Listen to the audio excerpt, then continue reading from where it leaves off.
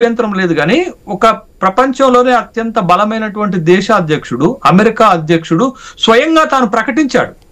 తను ప్రకటించాడు ఏంది, ఇవాళ సీజ్ ఫైర్ ని ఆపింది నేనే, రెండు దేశాల మధ్య ఉద్రిక్తతలను తగ్గించింది నేనే అనేటటువంటి ఒక ప్రకటన ఒక అమెరికా లాంటి అధ్యక్షుడు ప్రకటించారు అని అంటే దానికి విలువ ఉంటుందా ఉండదా, లేకపోతే అది వేగ్గా చేసేదా, లేకపోతే అది అనుమానాలతో చేసిందా అనే దానికి తావులేదు కదా. స్వయంగా పత్రికాముఖంగా ప్రెస్ మీట్ పెట్టి నేనే సీజ్ ఫైర్ కి ఒప్పందం కుదిరించాను, దానికి ముడిపెట్టింది వాణిజ్య సంబంధాలను లేకపోతే వాణిజ్య ఒప్పందాన్ని ముడిపెట్టి రెండు దేశాలని నేనే ఒప్పందం చేశాను అనేటటువంటి మాట చెప్పటంతో అది ఒక విధంగా అనుమానాలని పెద్ద ఎత్తున రేకించినటువంటి సందర్భం. అయితే భారతదేశం అమెరికన్ ప్రెసిడెంట్ ఆజ్ఞలు ఎందుకు పాటించాలా, అతని ఆదేశాలను ఎందుకు పాటించాలా, మనం కూడా స్వతంత్రమైనటువంటి దేశం కదా, సార్వభౌమాధికారం కలిగిన దేశం కదా, ఎందుకు పాటించాలనేటటువంటి ప్రశ్న ఇక్కడ వస్తుంది. అంటే ఒక ఆత్మగౌరవం, ఒక ఇండిపెండెంట్ కంట్రీ వాళ్ళ ఆదేశాలు పాటించాల్సినటువంటి అవసరం లేదు అనేటటువంటి ఒక అభిప్రాయం వస్తుంది.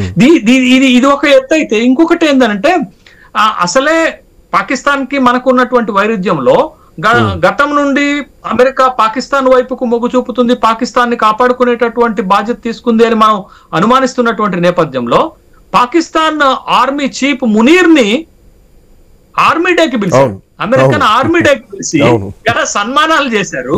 తర్వాత పాకిస్తాన్ లో అతనికి కల్నల్ హోదా ఇచ్చేసి తిప్పినటువంటి సందర్భాన్ని చూసాం. అంటే ఒక అయాచితమైనటువంటి ప్రయారిటీ పాకిస్తాన్ కి అమెరికా ఇస్తుందని ఈ ఉదంతాలన్నీ మనకు కనపడుతున్నాయి.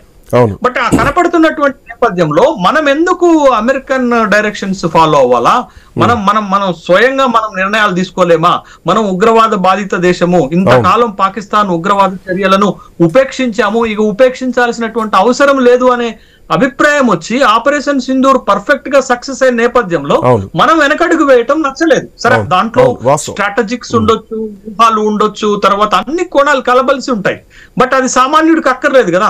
సామాన్యుడు ఒక ఎమోషనల్ ఫీలింగ్ లో ఉన్నాడు. ఏంటి అని అంటే పాకిస్తాన్ నుంచి ఉగ్రవాదులు వచ్చి 28 మంది అమాయకులైన టూరిస్టులను జమ్మూ అండ్ కాశ్మీర్ లో చంపేశారు, మనం ప్రతీకారం తీర్చుకోవాలి, తీసుకునేటటువంటి సమయం ఆసన్నమైన సందర్భంలో మనం వెనకడుగు వేయటం ఏంది, దట్టు మళ్ళీ అమెరికా డైరెక్షన్ లో మనం పనిచేయాల్సినటువంటి అవసరం ఏమొచ్చింది అనేది ఒక విధమైన సెంటిమెంట్ ఇక్కడ ప్రివైల్ అయినట్టుగా మనకు కనపడింది. కాబట్టి బట్ అమెరికా ఇందులో జోక్యం, దీంట్లో ఇంకొక పాయింట్ కూడా, అమెరికా అధ్యక్షుడే 26 సార్లు ఇన్వాల్వ్ అయ్యి ఆయనే మధ్యవర్తిత్వం చేశారు, ఆయనే ప్రకటనలు చేశారు, ఆయనే జెట్ ఫైట్లు కూలిపోయాయి భారత్ సంబంధించిన అన్న మాట అన్నారు.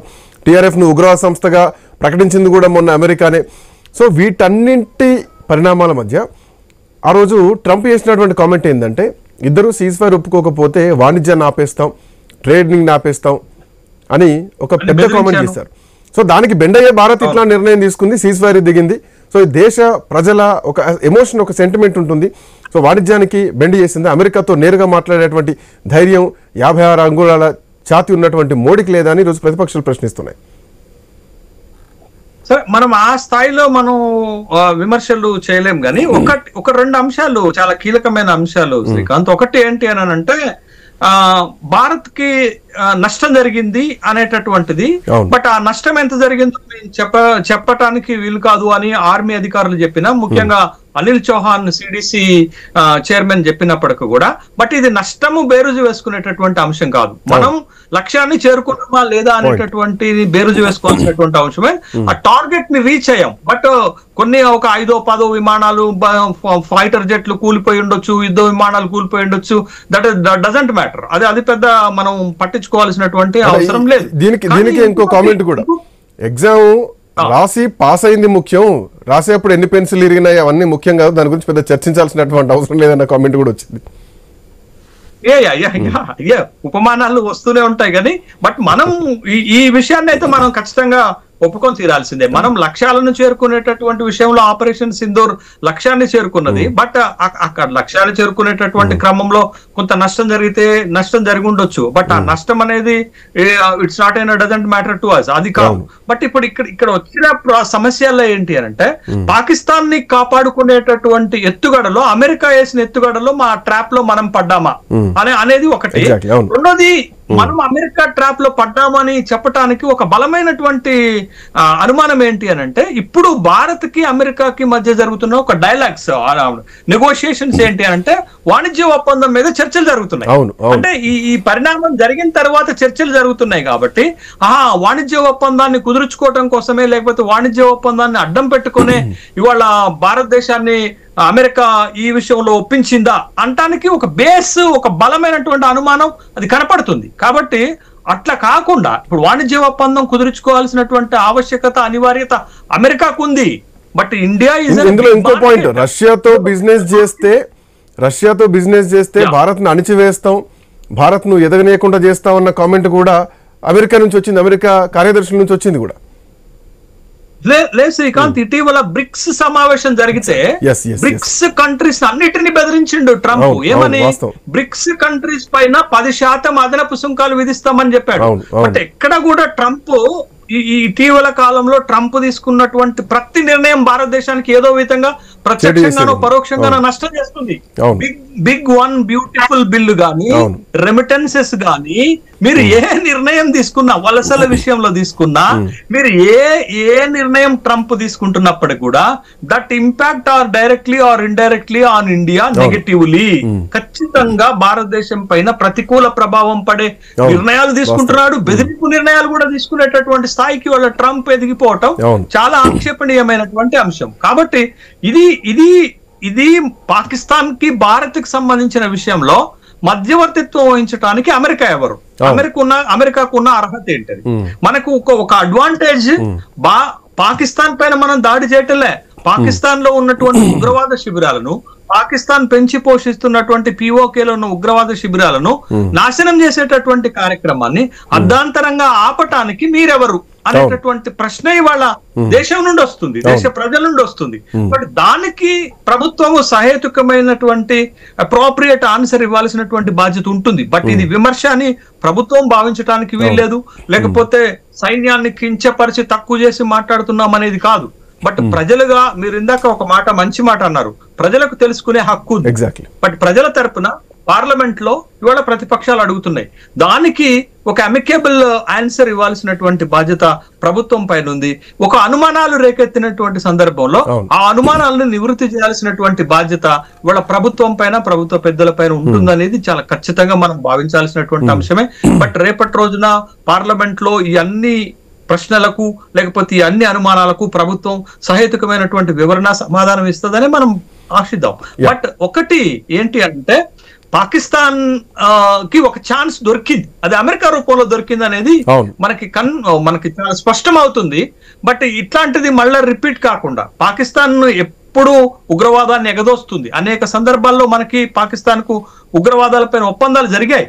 బట్ ఆ ఏ ఒప్పందాన్ని కూడా వాళ్ళు ఫాలో అవ్వలేదు. కాబట్టి మనం ఆపరేషన్ సింధూర్ తర్వాత కూడా ఒక స్టాండ్ నిలబడ్డాం. ఏంటి అని అంటే, పాకిస్తాన్ పైన ఇండస్ వాటర్ అగ్రిమెంట్స్ విషయంలో గానీ, వీసాల విషయంలో గానీ, లేకపోతే ట్రేడ్ విషయంలో గానీ మనం ఎక్కడా ఆంక్షల్ని సడలించలే, లిబరలైజ్ చేయలే. మనం ఎట్లా ఫర్మ్ గా ఉన్నామో, ఎట్లా రిజిడ్ గా ఉన్నామో, బట్ ఆపరేషన్ సింధూర్ విషయంలో కూడా అలా ఉంటే బాగుండేది అనేటటువంటి అభిప్రాయం ప్రజల నుంచి కామన్ గా వస్తున్నటువంటి అభిప్రాయం. కాబట్టి ఖచ్చితంగా అక్కడ మనం సక్సెస్ అయ్యాం. ఆ సక్సెస్ ని గనక కొనసాగించి ఉంటే ఇంకొంచెం ఉగ్రవాద శిబిరాలని నాశనం చేసేవాళ్ళం. రెండోది, ఎక్కడైతే ఉగ్రవాద కేంద్రాలకు నిలయంగా మారిపోయిన పిఓకేని కూడా స్వాధీనం చేసుకునేటటువంటి అవకాశం మనకు దొరికేదే 1-2 రోజులు ఆపరేషన్ సింధూర్ ని కొనసాగించుంటే. కొనసాగించలేకపోయిన సందర్భాలను కూడా మనం చూడాల్సిన అవసరం ఉంది. బట్ ఇది కామన్ మ్యాన్ ఇచ్చేటటువంటి ఒక ప్రశ్న, అనుకునేటటువంటి. శేషు గారు, నేను నెక్స్ట్ అడగబోయేది కూడా వివి రావు గారిని అదే అడుగుదాం అనుకున్నాను. యాక్చువల్ గా ఆపరేషన్ సింధూర్ లక్ష్యం నెరవేరింది. ఉగ్రవాద స్థావరాల్ని 21 ఎన్నో ఉగ్రవాద స్థావరాలు ఉంటే 9 మనం ధ్వంసం చేసాం. సో దాంట్లో ఎంతమంది ఉగ్రవాదులు చచ్చిపోయారు ఏంటనేది అఫ్ కోర్స్ అది మనము చెప్పలేదు, వాళ్ళు చెప్పలేరు. చెప్పుకుంటే ఉగ్రవాదులను వాళ్ళు ఒప్పుకోవాల్సి వస్తుంది, చెప్తే ఎంతమంది లెక్క అనేది మనం చెప్పాల్సి వస్తుంది. సరే, ఆ అంశం అట్లా ఉంచితే కనుక ఆపరేషన్ సింధూర్ ఆగిపోయినప్పుడు దేశం మొత్తం కూడా ఒకసారి ఎమోషనల్ సిచ్యువేషన్ అయిపోయింది. ఆపాల్సిన అవసరం ఏమొచ్చింది? ఇప్పుడు కాకపోతే ఇంకెప్పుడు? సో పిఓకే విషయంలో ఇప్పటికీ ఆ చర్చ నడుస్తూనే ఉంది. ఆపరేషన్ సింధూర్ అయిపోయింది, ఉగ్రవాదుల్ని ఈరోజు హతమార్చాం, ఇంకో 2 ఎవరో ఉన్నారు ఉగ్రవాదులు, వాళ్ళని కూడా హతమార్చాం. బట్ ఇంకా ఉన్నారు అన్నటువంటి అనుమానాలు కూడా ఉంటాయి. ఎందుకంటే అటాక్ చేసింది 4-5 వచ్చి అటాక్ చేస్తే వాళ్ళ వెనకాల ఇంకెంతమంది ఉన్నారు, ఎంతమంది దేశంలో చొరబడి ఉన్నారు, ఈ లెక్కలు మొత్తం బయట తీయాలి. So operation Kagar, operation Mahadev ఇంకా కంటిన్యూ అవుతుంది అనుకోవాలా. అండ్ మోర్ ఓవర్ పీవేక్ గురించి ప్రశ్న ఇప్పుడు కాకపోతే ఇంకెప్పుడు? సో ఈ ప్రశ్నకు సమాధానం ప్రభుత్వం నుంచి ఎట్లా చూడొచ్చు? శ్రీకాంత్, ఇప్పుడు ఆపరేషన్ సింధూర్ లక్ష్యము పిఓకేని ఆక్రమించుకోవటం కాదని ప్రభుత్వం చెప్తుంది. ఆపరేషన్ సింధూర్ లక్ష్యం ఏంటి అంటే ఉగ్రవాద శిబిరాలను నాశనం చేయటం అని చెప్తుంది. బట్ ఇక్కడ మనకి ఒక చిన్న డౌట్ అరైజ్ అవుతున్నది ఏంటంటే, అసలు ఉగ్రవాద శిబిరాలకు మూలస్తంభము కేంద్రంగా పిఓకే మారింది కదా. కాబట్టి దాన్ని పిఓకేలో ఉన్న ప్రజలు కూడా భారతదేశంలో కలిసిపోవాలనేటటువంటి ఒక డిమాండ్ ని తీసుకొస్తున్నటువంటి నేపథ్యంలో, ఇన్ని అనుకూలతలు ఉన్నటువంటి నేపథ్యంలో మనము అక్కడ సీజ్ ఫైర్ కి సరే ఓకే డిజిఎంఓ స్థాయిలోనే మీకు పాకిస్తాన్ నుండి ఒక ప్రపోజల్ వచ్చింది కాల్పుల విరమణకి అనేది. కాల్పుల విరమణని వాళ్ళు ప్రపోజ్ చేస్తే మనం కూడా దాన్ని యాక్సెప్ట్ చేయాల్సిన అవసరం ఉందా అనేది ఒక కీలకమైన ప్రశ్న. బట్ ఆ ప్రశ్నకి ఎక్స్పర్ట్స్ సమాధానం చెప్తే బాగుంటుంది. బట్ ఒక కామన్ మ్యాన్ గా నాకున్నటువంటి డౌట్ ఏంటంటే, డిజిఎంఓ స్థాయిలో పాకిస్తాన్ నుంచి ఒక ప్రతిపాదన భారతదేశానికి, భారతదేశ ప్రభుత్వానికి, సైన్యానికి వచ్చింది కాల్పుల విరమణకు వెళదామని. బట్ ఓడిపోతాం అనుకున్నవాడు, దెబ్బతింటాం అనుకున్నవాడు ఆ ప్రతిపాదన చేయడం సహజమే. బట్ భారత్ ఎందుకు ఆ కాల్పుల విరమణ ప్రతిపాదనకు, సీజ్ ఫైర్ కి అంగీకరించింది అనేది ప్రభుత్వం నుండి రావాల్సినటువంటి సమాధానం. This is point 1. Point number 2 Srikanth, చాలా ముఖ్యమైనటువంటి అంశము. మన లక్ష్యం ఏంటది?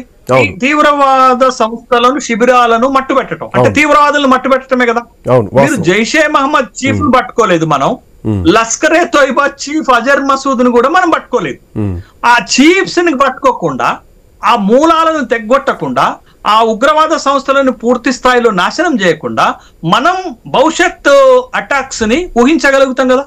ఖచ్చితంగా. ఇప్పుడు వాళ్ళు ఉగ్రవాద అసూద్ మజార్ కదలికలు ఉన్నాయి జమ్మూ కాశ్మీర్ లో, పిఓకే అసూద్ మజార్ కదలికలు ఉన్నాయని చెప్పి 2-3 రోజుల నుంచి మనకు వార్తలు వస్తూనే ఉన్నాయి. ఇంటెలిజెన్స్ విభాగం ఒక కన్నేసి పెట్టింది అక్కడ తిరుగుతున్నది. ఇప్పుడు అదే శ్రీకాంత్, ఆపరేషన్ సింధూర్ ద్వారా మనం అటాక్ చేశాము, అటాక్స్ సక్సెస్ అయినాయి. బట్ పూర్తి స్థాయిలో ఫలితం ఎప్పుడు వస్తుంది అని అంటే, జైషే మహమ్మద్ లాంటి సంస్థలను కానీ, లేకపోతే ఈ అజర్ మసూద్, లష్కరే తోయిబా సంస్థలు కానీ పూర్తి స్థాయిలో తుదముట్టించినప్పుడే మనం కొంత సేఫ్ అనేటటువంటి ఒక అభిప్రాయానికి రాగలుగుతాం. బట్ ఆ చీఫ్స్ ని మనం ఎక్కడ కూడా టచ్ చేయలేకపోయినాం. వాళ్ళు ఇంకా పాకిస్తాన్ లో పౌర సమాజాన్ని అడ్డం పెట్టుకొని ఎదచేదిగా తిరుగుతున్నారు అనేటటువంటి